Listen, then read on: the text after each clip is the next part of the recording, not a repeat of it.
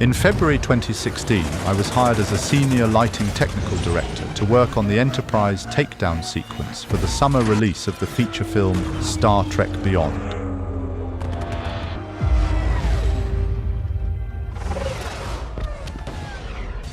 It was a show with an incredibly short deadline in post-production, but it was for me also a dream come true.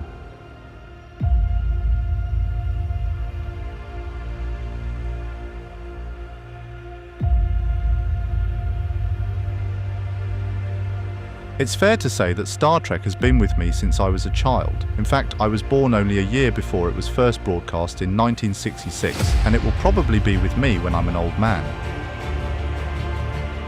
My draw to the show has always been the Enterprise, the Constitution-class starship originally conceived by Matt Jefferies.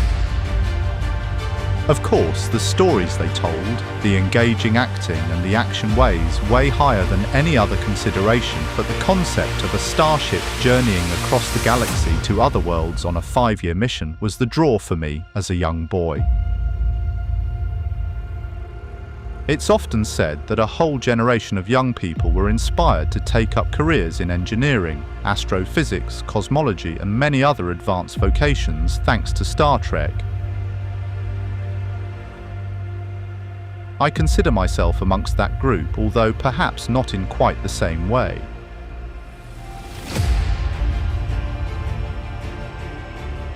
I was a fairly accomplished artist and designer from a young age.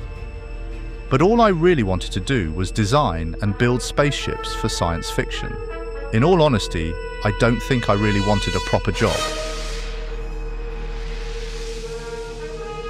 At the age of 16, I worked in a pizza restaurant which was next door to the local cinema when this was playing. The Wrath of Khan.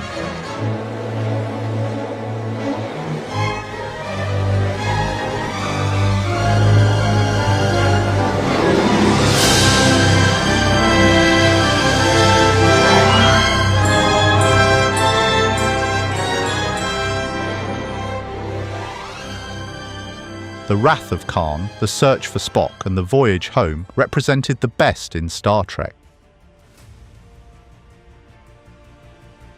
The clever way they took inspiration from the original series, episodes Space Seed and Balance of Terror, was in my opinion a touch of genius. This trilogy of films encapsulated the soul of the show and made it difficult to surpass.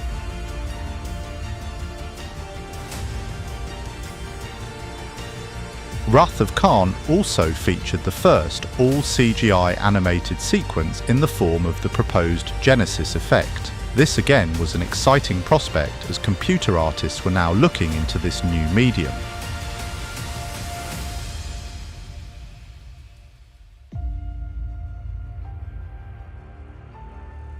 These films also paved the way for future science fiction franchises, proving it wasn't just Star Wars that could make films with a progressive story arc, which in turn would go a long way in developing the whole visual effects industry.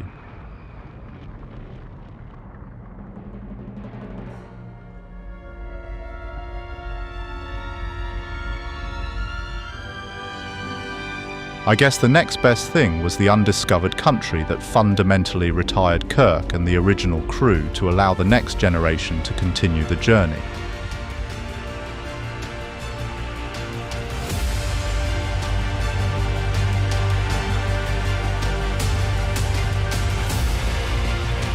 By the mid-1990s, I was a qualified CG artist. There were a lot of Trek shows, Deep Space Nine, Voyager and Enterprise, but at the time most of the visual effects work was being done in the United States. In fact, the VFX industry didn't really kick off properly until the late 90s, early 2000s.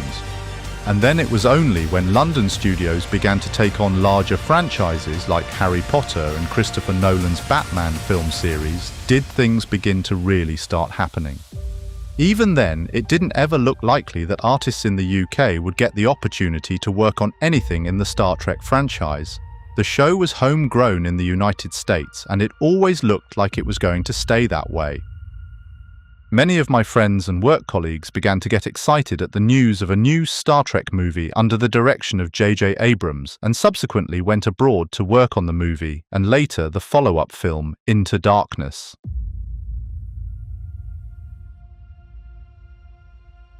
I had to wait my turn, but it finally came around in February 2016.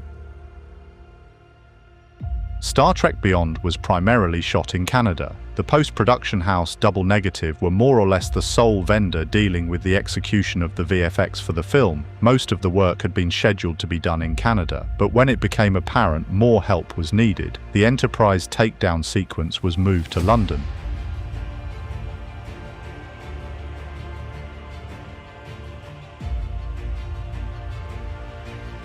The sequence was vast and complex. The swarm ships were animated using some fairly heavy effects simulations to drive the large number of small craft.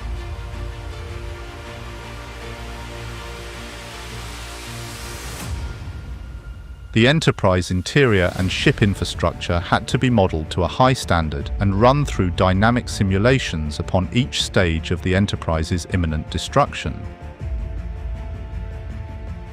This test-rendered image of the damaged saucer section is a fairly unique image and has probably never been shown before. We rendered this top-down image to begin mapping out the lighting. Lighting a spacecraft in CG isn't particularly difficult, but the challenge here for the lighting team was in creating the explosive look and scale as the ship is gradually being torn apart. For me, I had the luxury of developing the internal lighting setup for most of the sequence. Lighting in damaged areas of the model gives the illusion of scale and highlighted detail. If memory serves, I think I had in the region of 500 lights in the saucer section alone.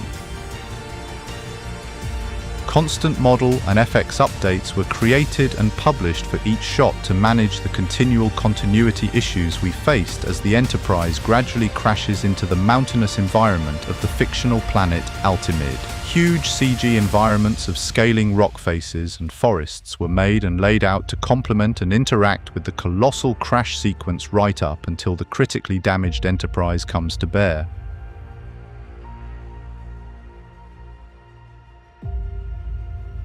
Whatever you may think of the film, you do have to appreciate the workload, the devotion and quality that went into making this production.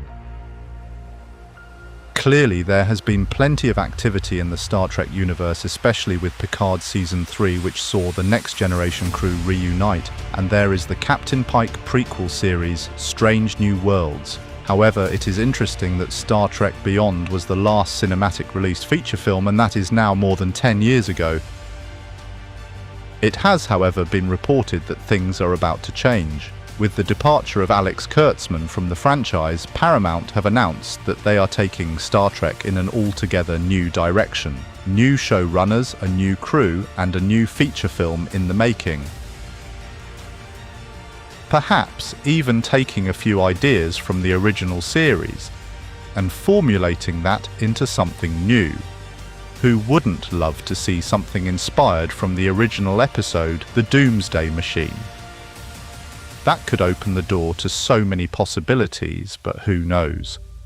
For me, I for one would love to have the opportunity to work on another Star Trek movie one last time. If you like the content on this channel and you'd like to see more, please do like and subscribe. Thank you.